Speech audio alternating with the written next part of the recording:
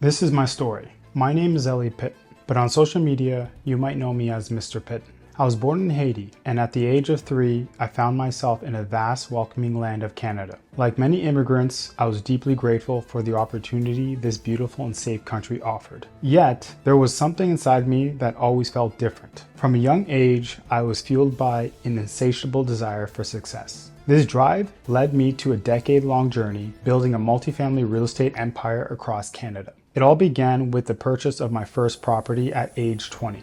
And today I own over 400 units nationwide. This journey hasn't just been about numbers and properties. It's allowed me to give back and helping those less fortunate. It's taken me to breathtaking destinations around the world, and most importantly, it's granted me the ultimate treasures, financial freedom and time freedom. But along the way, I realized something profound. I can do more and I can be more. My mission now is to help others create the life of abundance that I've been fortunate to build. That's when I founded the Kingdom of Wealth, a community where like-minded individuals come together to build generational wealth. Remember, your future success is the sum of every decision you make today. Let's build that future together.